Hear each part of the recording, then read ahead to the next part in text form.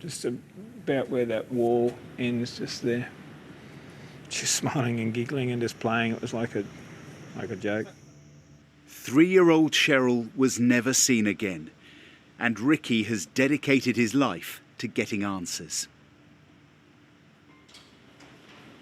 7 years ago, a man was charged with Cheryl's murder. He can't be named for legal reasons, and he denied all charges. But before the trial could start, a judge ruled that a confession made back in the 1970s could not be used as evidence, and the case was dropped. For Ricki, it was back to square one. That is when he started walking. It's a journey that once you've been on it, it sort of has you hooked. 5 years ago, while I was making the BBC true crime podcast Fairy Meadow, I joined Ricki for a couple of days on part of the Camino de Santiago pilgrimage route in northern Spain. He trekked close to 100 miles. He's not religious, but Ricki found walking in memory of his sister gave him a sense of peace. I've been talking to her the whole journey, the whole life. I think, as I said to you earlier today, in the hope that she was just going to knock on the front door one day and come in. I just wouldn't want any family to go through what our family's gone through. No one should have to go through this. Ricki promised then that one day he would come back to Europe and complete the entire Camino route for his sister. More than 700 miles from the south of France and right across Spain. His plans were delayed by the pandemic, but this spring he has done it for the sister he will never forget. Well, I'm delighted to say that having just finished the weekend, Ricki now joins us on the BBC Breakfast Sofa. Good morning. Thanks, John. Loving Sally. the beard. Hi. You like it? How are the feet? Sore. Yeah. Yeah, a few blisters, a few cuts, but not too bad. Healing quickly. 1,000 kilometres, more than 1,000 kilometres. Yeah, it's an incredible journey, the pilgrimage. The Camino brings so much to so many people. Like, I believe 300,000 plus people now walk all parts of the Camino each year. The beauty of the Spanish countryside is just breathtaking. It's an incredible place that you can just go, be on your own or be with as many people as you want to walk with. And obviously, famously, it is a pilgrimage, and it really was a pilgrimage for you, wasn't it? Very much so, very much so. I got to do a small section of the pilgrimage back in 2017. And yeah, lo and behold, I found a little bit of peace there. I've sort of struggled all my life to find some peace. And on this pilgrimage, I found it. And I'm not spiritual in any way or religious, but I did find something there that was deep. We were having a little chat last night, and I know you like to talk to people along the way and share your story, but also you like just being on your own for parts of it, just having silence, time to think, away from Australia, away from what you call the madness. Just talk us through that sense of freedom almost. For me, I made a terrible decision 54 years ago now, and I've struggled with that decision all my life. And that decision being? Leaving her in the toilets. I should have sent one of my brothers down to the beach to get my mother that day.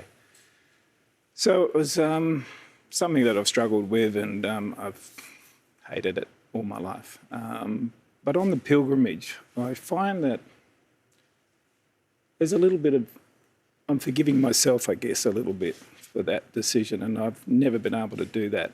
Lots of people have tried to help me do that, but I find a little bit of forgiveness there, yeah. And when I said you like to do it on your own, yep.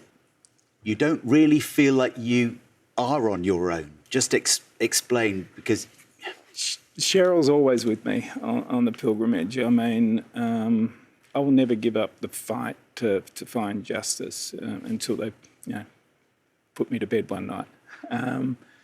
But for me there, Cheryl, I see her in the birds, the wind, the trees moving, everything.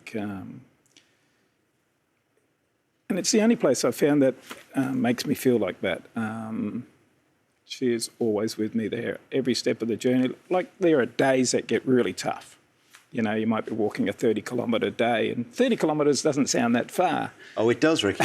Yeah, it does. But when you're going up a mountain you know, you've got a 1,500 metre climb up over rocks and stones and mud and dirt.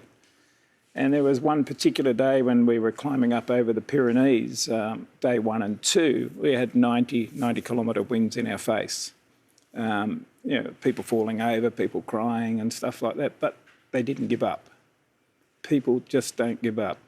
I was walking with a friend who on day 5 of the walk, so we've done pretty close to 100 kilometres by day 5, she fell over and badly bruised her leg. Unbeknownst to her, she fractured her leg. But she kept walking to about day 30.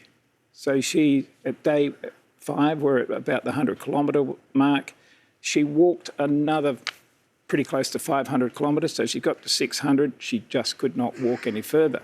On a broken leg. On a broken leg. So I guess you learn from the other people that you're with as well about resilience and, like you say, never giving up. Are the stories that you're very privileged to hear. I mean, it's a place where people can go and they just find some peace there. You hear a lot of sad stories. You're very privileged to hear those stories. You're very privileged to walk this pilgrimage. It is just something that is just, to me, very special, and I'm sure to all people that walk it. Whether you walk the 700 plus kilometres or whether you walk 150 of it, whatever distance. You've brought in the laminated pictures that we saw in that little film that you carry everywhere of Cheryl with you. And you also took some rocks, didn't you, which you wrote her name and your name. And you, here we go, just on the Camino, on that way. Why was that so important for you to leave in certain places along the route? Throughout the day, when you sort of, you know, you're deep in thought and you've got all these emotions. That's it, Cruz de Ferro, between Fosbaden and Ponferrada. And these are the markers, the pilgrimage markers that you follow. They're your guide throughout the trek. You should put your smartphone away and just follow the markers. And people leave little rocks with little stories on and stuff like that. When it becomes too much and there's too many rocks, people put them gently by the side and so they can place their rock and so on. And it stays there? Stays there, yeah. I put these photos together to leave along the way, but I found that I just couldn't leave them. So they travel everywhere with me and stuff like that. They're photos of my family, my brothers, Stephen and Paul, my parents, who are now passed away, unfortunately. Yeah. Ricki, it's good to catch up. Thank you for sharing your journey with us. It's lovely to see you again. Thank you, John. Thank you, Sally. If you would like to hear more about Ricki's story, all the twists and turns surrounding his sister Cheryl's disappearance, you can listen to my true crime podcast. It's called Fairy Meadow. All 9 episodes available to listen to on BBC Sounds or wherever else you listen to your podcasts. It's just coming up to 8 o'clock, but still to come here on breakfast. Yeah.